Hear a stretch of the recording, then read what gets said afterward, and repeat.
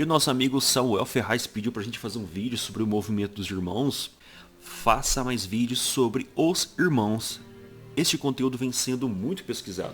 Não tem tanto conteúdo assim sobre o movimento dos irmãos no YouTube. Eu tenho feito alguns vídeos e estou tendo aí um feedback positivo. As pessoas estão gostando. Hoje eu vou tratar sobre a questão do batismo de John Nelson Darby. É bem interessante, vai ser um vídeo assim mais de curiosidade, não de refutação, tá? E é muito importante conhecer então o início do movimento dos irmãos para quem gosta então da história da igreja. Se você chegou nesse vídeo aqui e não conhece nada, nem sabe do que nós estamos falando, vou deixar aqui o primeiro comentário fixado de um documentário que nós fizemos aí resumido sobre o movimento dos irmãos. Muito legal, muito interessante e você pode então assisti-lo. É só clicar aí no link, tá? Aqui no YouTube mesmo esse documentário. Bom, aqui eu vou começar tratando sobre o nosso John Nelson Darby brasileiro, né? Que é o Mário Persona. Aí depois nós vamos falar do John Nelson Darby real, tá? Vamos assistir aqui um videozinho onde o Mário Persona vai falar sobre o batismo infantil, né? Uma vez eu até discuti com o irmão, né, a gente conversando, ele afirmava assim que o Mário Persona fazia parte da casa de oração. O Mário Persona faz parte do grupo Reunidos em Nome do Senhor, Congregados somente ao nome do Senhor, Congregados ao nome do Senhor, sempre vai ter esse termo aí, né? E para eles a casa de oração seria uma denominação. E hoje existem também outros grupos, tá?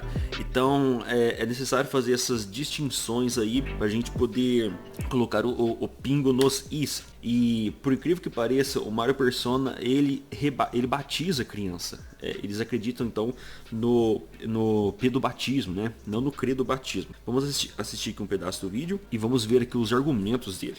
Você escreveu perguntando qual seria a idade mínima para ser batizado. Eu batizei os meus filhos porque eu creio, quando eram bebês ainda, porque eu creio que o batismo, a função do batismo é introduzir a pessoa na esfera cristã. Olha, ele acredita que o batismo introduz o indivíduo à esfera cristã. Eu passei aproximadamente 10 anos dentro de uma igreja do movimento dos irmãos e eu nunca aprendi isso. Eu aprendi que o batismo ele é uma confissão pública de fé. Você está falando publicamente para que as pessoas que estão assistindo o seu batismo que você é um cristão. Então você já creu, já foi batizado com o Espírito Santo, você recebeu o Espírito Santo e esse batismo então nas águas, aí, esse batismo público é uma confissão de fé pública que você é um cristão.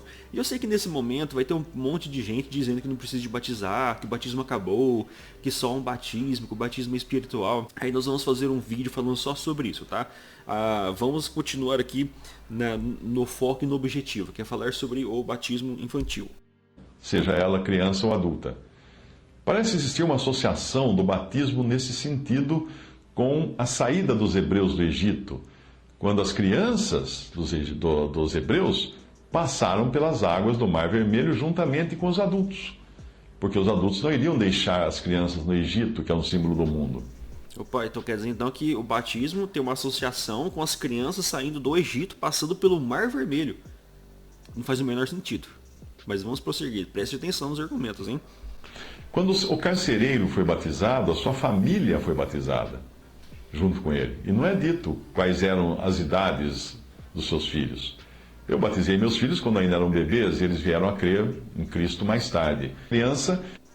Vou dar uma pulada aqui porque o vídeo tem 5 minutos. Se eu ficar fazendo o react desse vídeo, nosso vídeo aqui vai ficar muito comprido.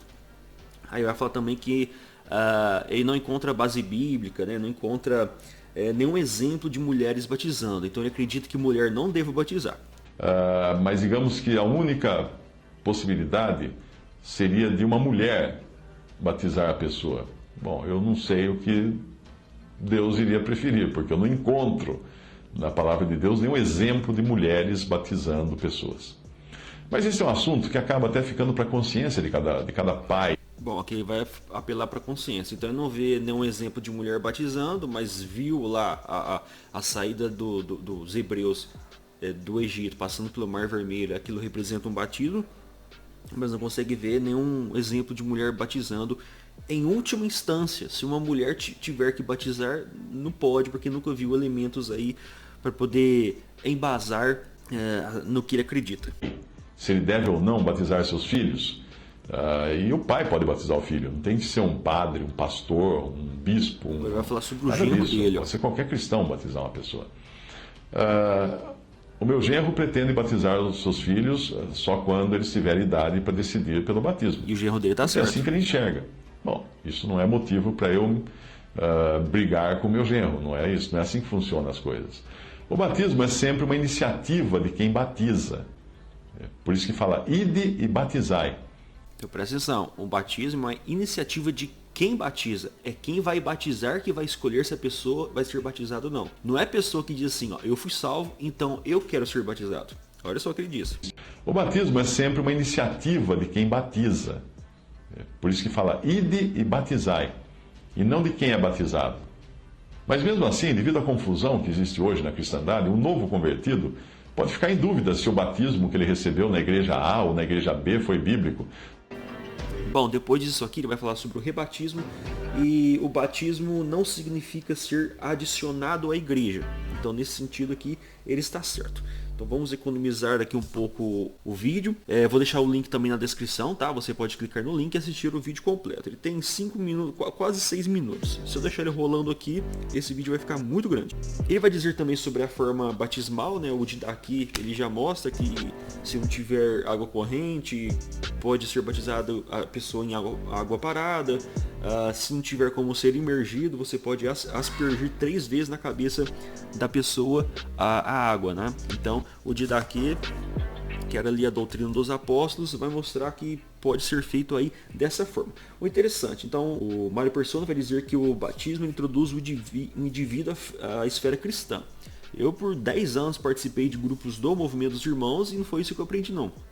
Eu aprendi que o batismo é uma confissão pública de fé. Ele não vai introduzir a pessoa na esfera cristã. O cristianismo, a salvação vem pelo batismo do Espírito Santo. A partir do momento que eu sou salvo, o Espírito então habita em mim. Depois ele vai dizer que mulher não pode batizar porque não encontra nenhum exemplo, nenhuma base bíblica, né?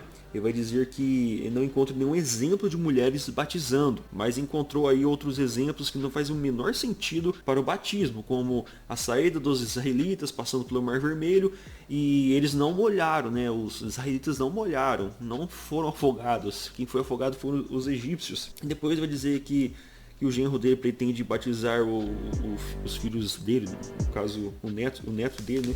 Só quando eles entenderem sobre o evangelho. E eu acho que o genro dele tá certo, tá perfeito, tá? Parabéns. Um breve corte aqui, pessoal, a nível de explicação.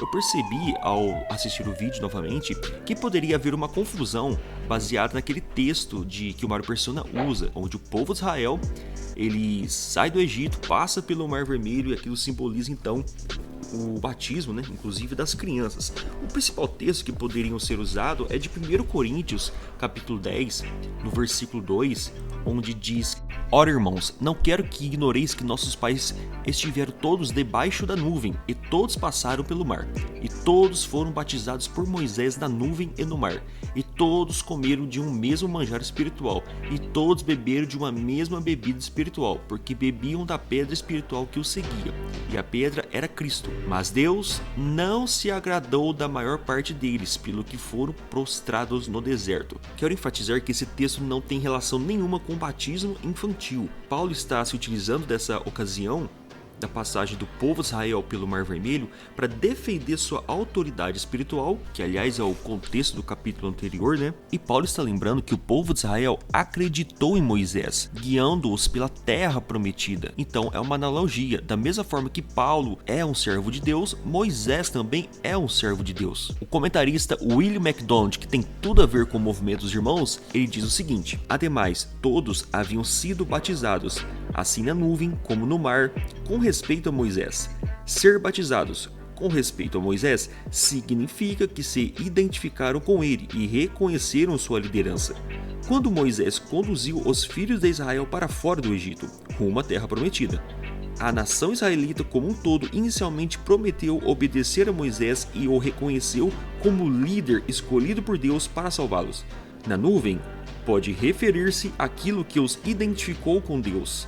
e no mar pode descrever aquilo que os separou do Egito. Esse texto não tem relação nenhuma com batismo infantil e batismo nas águas, mas tem tudo a ver com a fé do povo israelita naquilo que Moisés pregava. Por isso que Paulo usou esta ocasião para sua defesa apostólica. E no livro de Hebreus, capítulo 11, pela fé, o povo atravessou o Mar Vermelho como em terra seca, mas quando os egípcios procuraram também atravessá-lo, morreram afogados. Então essa ocasião representa a fé em Deus. Também representa a segurança da salvação.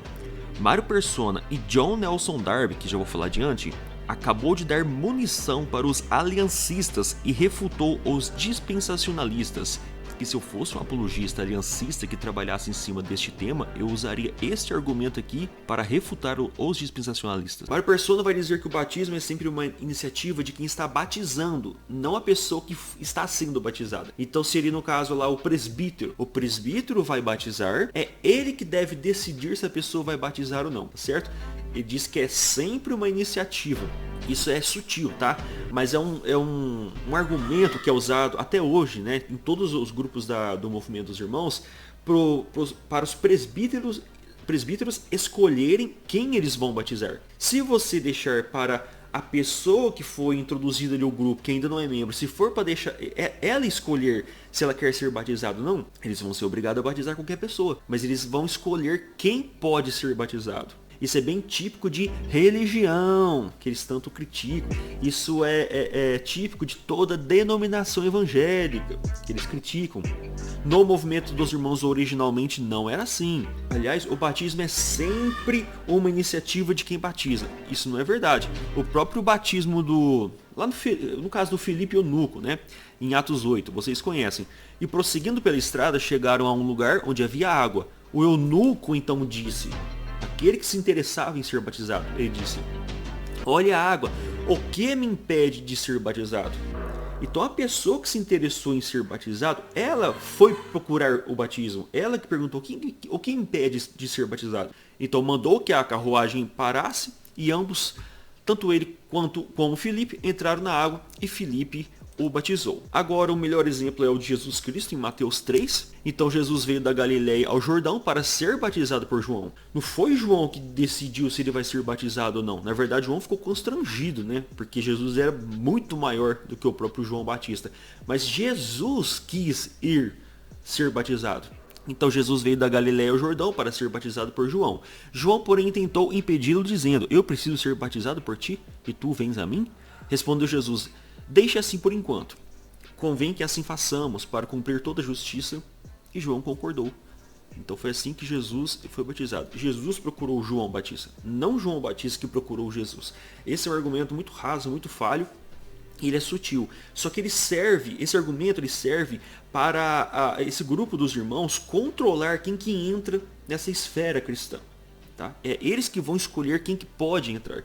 Se eles têm alguma coisa contra a pessoa, eles podem usar o argumento de que não está pronto, que tem que passar por estudo, e vai enrolando. Nesse caso, pessoa que foi recasada, né? Pessoa que... alguns tipos de problemas, eles já não podem batizar essa pessoa não é membro, logo essa pessoa não é nada ali naquele grupo. É um membro de banco. Ele vai sentar no banco, tá certo? E vai assistir a reunião do banco. Ele não pode se tornar membro. Ele não pode fazer nada, só ir na reunião mesmo e ofertar, tá? Então é isso que acontece nesses grupos. Essa ideia do presbítero escolher quem pode ser batizado, isso é bem antigo e inicia nos irmãos com John Nelson Darby, não com os iniciantes do movimento, tá? Darby é quem passou a ser o Papa e escolher quem podia ser batizado ou não. Tá, aqui a gente vê então no vídeo do Mário Persona, como sempre eu mostro para vocês que ele não tira isso todo da Bíblia, ele tira dos pupilos dele, né? Tem a lista aqui, e as ideias aqui não são originalmente minhas, mas são fruto do que tenho aprendido da palavra de Deus fora do sistema denominacional, né? Dos sistemas denominacionais. E esse grupo acaba fazendo as mesmas práticas dos sistemas denominacionais, tá? Infelizmente. Com irmãos congregados ao nome do Senhor e também com autores de outras épocas que congregavam também assim, né? Congregavam assim. Aí tem o John Bett, né? Aí vem aqui, John Nelson Darby. Pronto, Mário Persona está reproduzindo o que o John Nelson Darby já havia dito. E é interessante a gente falar sobre John Nelson Darby, porque Essa é uma postagem do Jabesmar, tá, meu amigo? Um abraço, Jabesmar, que eu fiz aqui um empréstimo literário seu, tá? Deus abençoe. Aí ele postou aqui, ó, o Jabesmar, na imagem abaixo, uma lista dos teólogos históricos do dispensacionalismo. Encabeça a lista o irmão John Nelson Darby, que foi um dos iniciantes do movimento dos irmãos. Poderiam ser incluídos nessa lista Dr. Carlos, Oswaldo Cardoso, tal, e tem a lista aqui. Olha a fotinha aí de John Nelson Darby, o primeiro personagem aí. Está o Darby como autor da teologia, né, dos irmãos e do dispensacionalismo. E aqui nós vamos ver o que Darby realmente o que ele disse, né? O que Darby pregou a respeito disso. Tem esse trabalho aqui, ó, que é um trabalho muito bom, um trabalho bem acadêmico sobre os irmãos. Você não vai encontrar fácil o livro dele não, está em inglês, mas você consegue encontrar na internet aqui nesse site, ó. Tá vendo? Ele é todo em alemão, tá? Opa, deixa eu ver aqui, ó.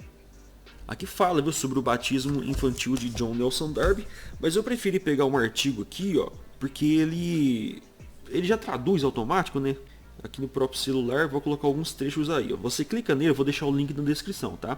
Você clica nele, automaticamente o seu aparelho vai traduzir aqui, aquela tradução bem ruim de internet, sabe? Que traduz automaticamente, mas dá pra entender um pouco. Gente, desculpa aí que eu tô bem doente, tá? Tô gripado. A voz tá bem esquisitona aqui. Ó, então eu vou deixar um link na descrição. Você clica, automaticamente vai fazer aquela tradução de Google lá, mas a tradução do Google dá pra entender um pouco. Agora, se você quiser realmente estudar, você vai ter que ler em inglês, tá? Não tem nenhuma dúvida de que uma pessoa que nunca foi batizada deveria ser, antes de partir o pão. Já começa aí, a pessoa tem que ser batizada antes de partir o pão.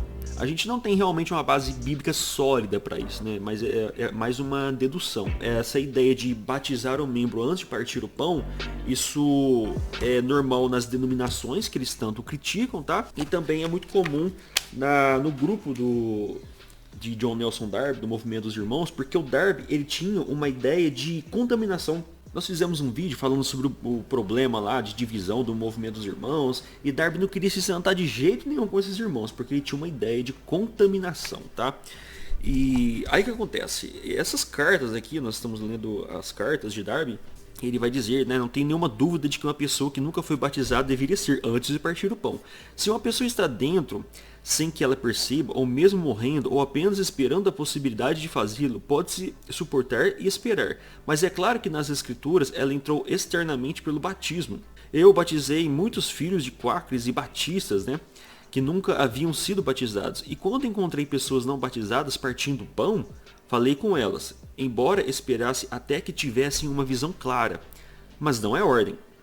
Não é ordem, mas é uma ordem, né? É sutil, mas é uma ordem sim. Eu vejo isso como entrada ordenada entre os cristãos, com a companhia que Deus tem na terra. Acho que pelas escrituras, os filhos daqueles que estão dentro têm o privilégio de serem trazidos, dos tais é o reino dos céus. E eles são santos, não impuros como os filhos de um judeu que se casou com um gentil. O ser um membro do corpo é através do Espírito Santo. Realmente, o batismo do Espírito Santo, foi assim que eu aprendi. Mas os preceitos são dados às crianças e elas devem ser criadas na doutrina e admoestação do Senhor. É fato, mas não precisa ser batizado, né? Tendo sido assim admitidos, eles não podem ser admitidos novamente. Nossa, essa leitura de Google Tradutor é bem esquisita, né? Mas eu nunca procuro persuadir a ninguém sobre o batismo. Pessoal, depois vocês leiam aqui a cartinha de Darby, né? Os escritos de Darby. E para não ficar muito comprido, estou lançando a ideia, estou tentando fechar um raciocínio aqui. E essas são as fontes, você pode agora, você tem internet na sua casa, você tem um celular na sua casa, você pode pesquisar muito melhor esse assunto, tá? Darby, ele era anglicano, né? Os livros vão dizer isso e vão dizer que também que no início ele partiu o pão tanto no movimento dos irmãos, quanto ele também tomava a ceia lá na igreja que ele fazia parte. E como todo anglicano, Darby acreditava ele era calvinista, né? Darby ele acreditava na predestinação, ele era calvinista e também eram pedobatistas. Não como hoje, né? Que a maior parte do grupo dos irmãos hoje são credobatistas. Acreditam que primeiramente a pessoa tem que crer para ser batizado. Mas essa ideia de colocar a pessoa para tomar a ceia depois do batismo é para selecionar, né, quem realmente pode fazer parte desse movimento. Aí vão isolar pessoas que são recasadas, pessoas que têm algum tipo de vício, que ainda não conseguiu abandonar esse vício, tipo cigarro, bebida, tal. É como se todo mundo ali fosse limpo, né? Todo mundo ali tem algum vício, só que ele é escondido, né? Já o cigarro é meio difícil de esconder, por exemplo, porque a pessoa fica cheirando o cigarro, né? Depois a gente vai ver, voltando aqui ao livro, né? Teologicamente, os primeiros cristãos eram calvinistas moderados, separadores, anglicanos de convicções calvinistas, geralmente se tornaram batistas particulares, fortemente anti-erastianos e eram dotados de considerável interesse profético e um zelo missionário não desconectado. Então eram bem missionários e também tinha um interesse profético muito grande, porque sempre na história, um momento de muita angústia, tristeza e guerra, sempre houve profecia. Isso a gente já viu aqui várias vezes nos vídeos apologéticos sobre a Igreja Adventista do Sétimo Dia, Testemunho de Jeová. Quando há tristeza, guerra, doenças, né, começam então a surgir aí as profecias. E o movimento dos irmãos surgem através disso, né? Igreja ruim, igrejas tradicionais ruins. No documentário a gente fala sobre isso. E começa então a surgir aí profecias, né? Onde que entra ali o dispensacionalismo, o arrebatamento secreto, a volta de Cristo e tal. E eram bastante missionários, né? Então começam a pregar isso aí para todo mundo, sobre a salvação e também sobre a volta de Cristo aí nesse arrebatamento secreto. E aos poucos Darby foi então introduzindo esse pensamento nas igrejas aí co-irmãs. Só que o problema da divisão realmente dos irmãos, para quem já assistiu os vídeos anteriores, não foi porque Newton errou sobre a cristologia, né? Cristologia defeituosa, Jesus com pecado, natureza pecaminosa, não foi isso. O problema da divisão de todos os grupos dos irmãos naquele período foi porque Darby queria levar os problemas da igreja em outros locais. E aquelas pessoas não queriam saber desse problema, eles queriam que resolvesse lá naquela capela. Então, a capela de Plymouth fica lá, a capela de Bethesda fica lá, a Ironside fica lá, cada um com o seu problema. Você resolve o seu problema, não tem que ficar levando esse problema para todos os outros grupos. Então foi assim que surgiu as divisões, porque Darby queria conectar tudo como se fosse uma, sabe, tipo a Assembleia de Deus, que tem um presidente, uma diretoria, e eles que comandam todas as outras igrejas, né? Essa não era a ideia do grupo. Após a condenação de Bethesda dos folhetos de Newton, parece que Darby fez uma tentativa de reconciliação. Às 10:01, em um dia de julho de 1849, Darby convocou Miller em seu recém-inaugurado orfanato e disse que, como Bethesda tinha agora julgado os folhetos, não havia mais qualquer razão para que eles fossem separados. Miller respondeu que tinha um compromisso. Em qualquer caso, desde que Darby tinha agido tão perversamente no assunto que não havia tempo para entrar imediatamente. Em que Darby saiu, os dois líderes nunca mais se encontraram. Darby passa a criticar George Miller. Interessante, né? George Miller cheio de problemas na vida dele, orfanato para cuidar de crianças aí que estavam sendo abandonadas, e Darby lá querendo importunar o George Miller com problemas da igreja. Vai lá, resolve seu problema lá, filho. Tem muita coisa para fazer. Bom, a excomunhão de Cronin pelos exclusivistas em 1881 fez um triste final para sua vida. A disciplina de Darby, portanto, finalmente rejeitou quase todos os fundadores originais. Groves, Congleton, Cronin, Newton, apenas Beth e Igor que morreram ainda em comunhão com ele. Então Darby, ele rejeitou todos os fundadores original porque ele é o Papa, né? É quem encabeçou aí a doutrina do dispensacionalismo, quis forçar todas as igrejas a acreditarem nisso. Então é isso aí. O John Nelson Darby, ele queria levar para todas as igrejas a crença dele, do jeito que ele queria colocar todos para crerem no dispensacionalismo, no arrebatamento secreto, calvinismo, pedobatismo, tinha que ser meio padrãozinho, né? Antes de admitir a pessoa na congregação, lembrando que não era uma denominação. Se não era uma denominação, não precisava de toda aquela entrevista para a pessoa entrar no grupo. No início, qualquer pessoa podia entrar no grupo, nem tinha rebatismo. Mas Darby, ele rebatizou algumas pessoas, viu? Batistas e Quaker. Ele falou isso aí naquela cartinha que a gente leu. E hoje parece que esse erro permanece, né? Esse pessoal do Reunidos em Nome do Senhor acreditam que tem a verdade com eles e querem que todos os outros grupos acreditem como eles para ser chamados aí de co-irmãos, né? que fazem parte do mesmo movimento. Para mim, o movimento dos irmãos hoje não tem diferença nenhuma das denominações, mas a história é muito legal, a história é muito linda e a gente consegue tirar muito proveito da história do movimento dos irmãos. Se você gostou desse vídeo, compartilhe com seus amigos que fazem parte aí de algum grupo do movimento dos irmãos. Faça sua sugestão, seu comentário. E pessoal, compartilhe mesmo, porque o YouTube não está entregando os vídeos, hein? O YouTube está priorizando aí dancinha dos shorts. E os nossos vídeos aqui estão ficando para trás. Então compartilhe mesmo. Uma pessoa que você atingir, você passa informação para ela e ajuda aqui o nosso canal. Nos vemos então nos próximos vídeos. Até mais.